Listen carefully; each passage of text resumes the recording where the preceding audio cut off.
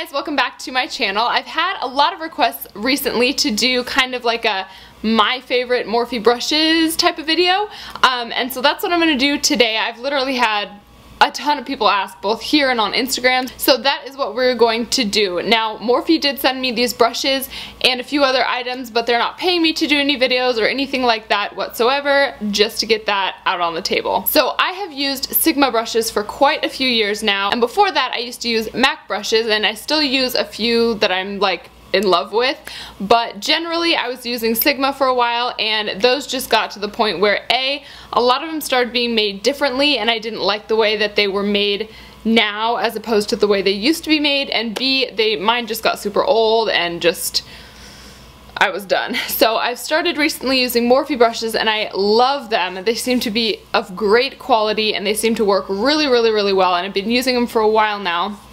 So I'm just going to go through 6 brushes that I have really been liking. Now, Morphe makes a ton of brushes. They have a brush for every single purpose you could ever imagine, which is one of the things that I really like about the brand, is that they do supply such a wide range and selection. But for me, in order to talk about brushes from a specific brand, how do I say what I'm trying to say? If one particular brush for one purpose may be better in a different brand, I'm not going to talk about that one in Morphe's brushes, if that makes sense. Or if Morphe maybe doesn't make one that I like another brand of, obviously, do you know what I'm saying? So okay, so what I'm trying to say is I only have 6 brushes here because I think that if I'm going to tell you about Morphe brushes specifically, it should be kind of like a guide to help you if you want to buy specifically Morphe brushes. So there's a lot of brushes and brush types and styles that you can get from pretty much anybody,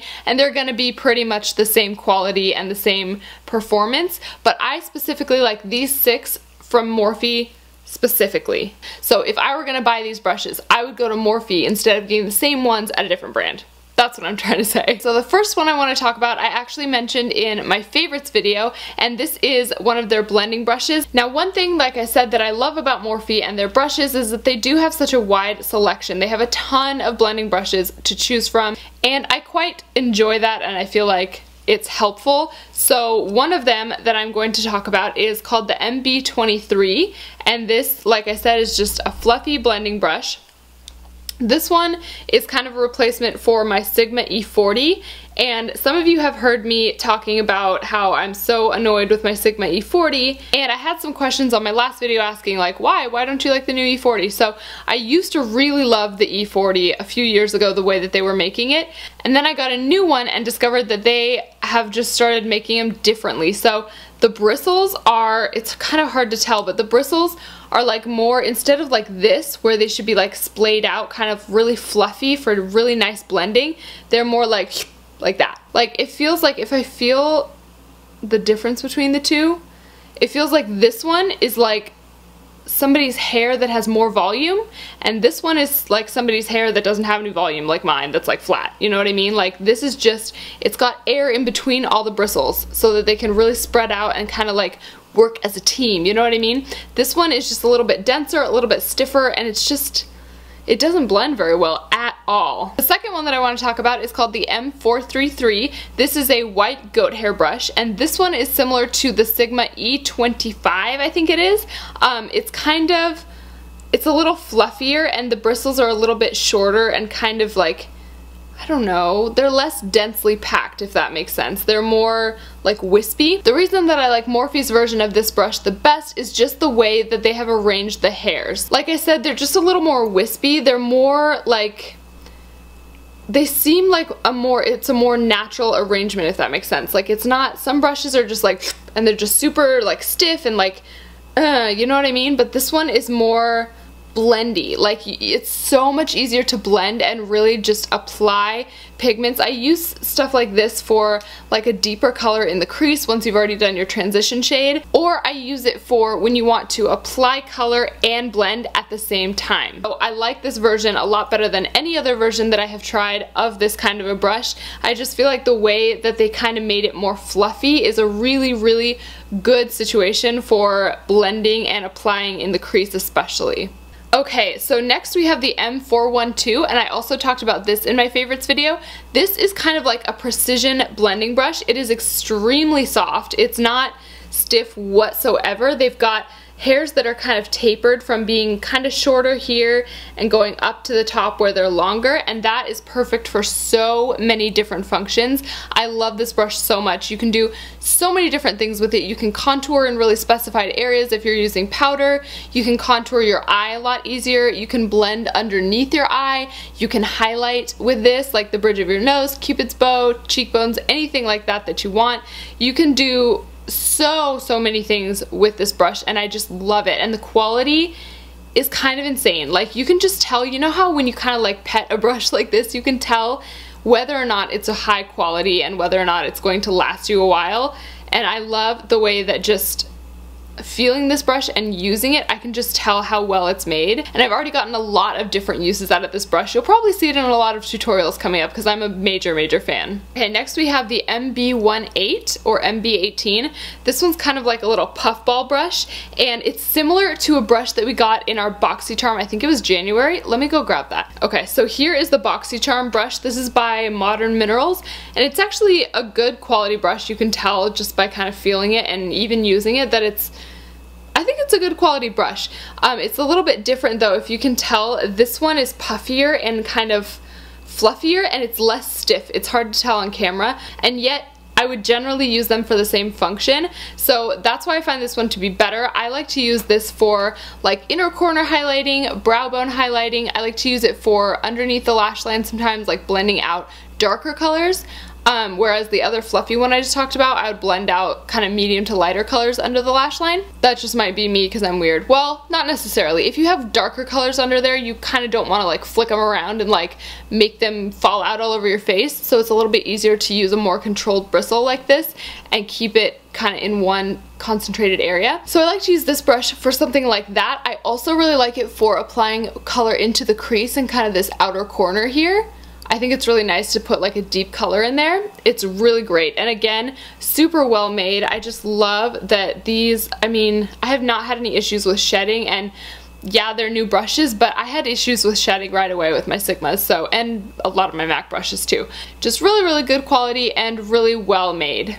And next we have the MB11. This is kind of a tapered, it looks like a liner brush, but I personally would not use this for liner. Jaclyn Hill actually uses kind of a thicker one like this for her liner, and she can do it, but for me, I can't get this kind of a brush to work for liner whatsoever. I have to have a really thin, like really skinny pointed edge for liner because I like the really precise, I like to have a lot of control over my liner. This one, though, I would actually use for a very specific purpose that's really kind of strange, but I use it for my lip color. So I usually conceal my lip line before I apply my lip color, and then afterward, especially if I've overdrawn my lips at all, or if I've used like a dark color, I'll go through with concealer and clean up that edge anywhere that it needs to be evened out with a brush like this. And when I got this, I was like, yes, this is perfect for that purpose, because I'd been using just a mishmash of other things that I had, but this is exactly perfect for that. It fits perfectly kind of along the lines of your lips, and I love this, and to me it's completely necessary to have a brush like this. Okay, so now we are down to the last brush that I was going to talk about today, and you'll notice that most of these have been eye brushes or detail brushes, and not a lot of them have been face brushes, and there's a reason for that. So I particularly don't necessarily think that, okay, it's hard to explain. I think that face brushes are things that you can get from a bunch of different brands and kind of have more or less the same results, with a few exceptions being like a sponge like the Beauty Blender, things like the NARS Ita brush, which I really like for contouring, and this one, for example. But as far as Morphe specifically, if I was going to go for a brush like this, I would buy the Morphe version. So this one is the M436, and it's kind of like a, what did they used to call this? Duo, I don't remember, but it's a stippling brush, so it's got the duo fiber, and generally I'm not a fan of these whatsoever, but I do like that this is a smaller one. A lot of times duo fiber stippling brushes are a lot wider like this and thicker around. I like this one because I actually use it for my blush, so you can use this for powder or cream blush and it's going to work really well. In fact, this is the only brush I would use for cream blush. That's so hard to say. But I use this whether it's cream or powder. Of course, you just have to make sure it's clean before you like start using cream if you've been using powder and vice versa. But it works so well. The duo fiber kind of holds these little wispy ones in place so that they can sweep around and just apply a really nice like wash of blush, and I just love it. I love that it's small. The blush brushes that I've used before have all been quite a bit bigger, and I love that this is a little smaller so you have more control over where your blush goes. Whoa, not a hairbrush, Sarah. And I like that it gives you that control so you can kind of, I don't know, sometimes it's nice to play with the placement of your blush and stuff like that, and it's hard to do if you've got a big sweeping brush and you're just like, blush it, you know? So anyway, that was the last one that I wanted to talk about. Again, like I said, the face brushes, I'm just not super, I just don't really think that you absolutely have to go to one brand or another for face brushes. Besides, everyone has